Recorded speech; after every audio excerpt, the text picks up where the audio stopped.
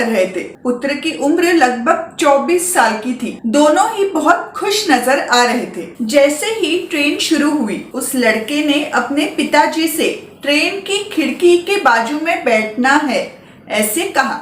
ये सुनते ही पिता ने अपने पुत्र को खिड़की के बाजू में बिठाया और खुद उसके बगल में बैठ गए।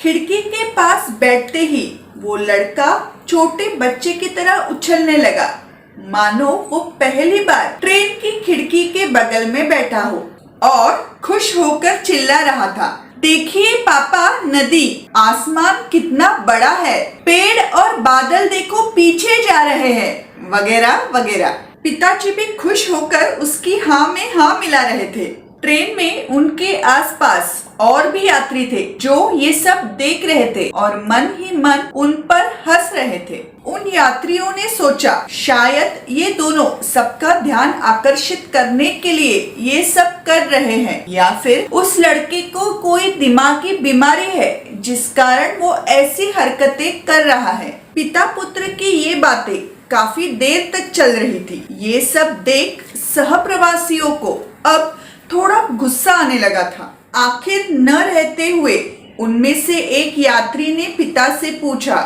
ये लड़का इतना बड़ा होते हुए भी छोटे बच्चे की तरह बर्ताव क्यों कर रहा है? और आगे हिचकिचाते हुए पूछा, कहीं इसे कोई दिमागी बीमारी तो नहीं, और क्या इसे अच्छे डॉक्टर के पास दिखाया है? इस पर पिताजी हंसे और कहा, हम अभी डॉक्टर के पास से ही आ रहे हैं। ये सुनते ही उस यात्री को लगा कि उसके मन में उस लड़के के प्रति जो भावना है वो सही है, और उस लड़के को सच में कोई दिमागी बीमारी है जिस कारण वो ऐसा बर्ताव कर रहा है। पर आगे जब पिता ने डॉक्टर के पास जाने का कारण उस यात्री को बताया तो वो आश्चर्यचकित हुआ, और कारण ये था कि वह लड़का जन्म से ही अंधा था और कुछ दिनों पहले ही उसकी आंखों का ऑपरेशन हुआ था। उसे दूसरे की आंखें लगाई गई थी जिस कारण उसे अपनी आंखों की रोशनी मिली थी, और आज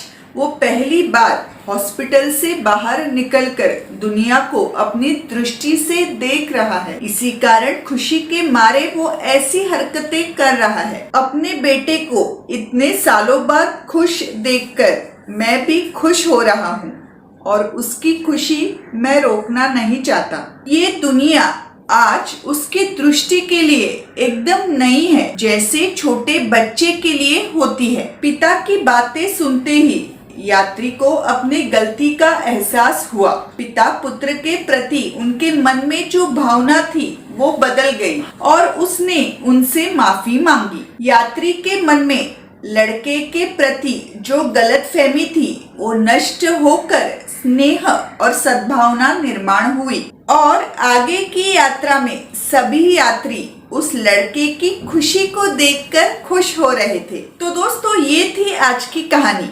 मुझे यकीन है इस कहानी के यात्रियों के साथ जो हुआ था वो आपके साथ भी हुआ होगा, क्योंकि अनेक बार हम किसी भी व्यक्ति या प्रसंग के बारे में पूरी सच्चाई जाने बिना ही अपने मन में उनके प्रति धारणा बना लेते हैं और अपनी राय देने में भी जल्दबाजी करते हैं। इसलिए किसी भी व्यक्ति या प्रसंग के बारे में धारणा बनाने के पहले खुद को उस व्यक्ति की जगह पर रखकर सोचें।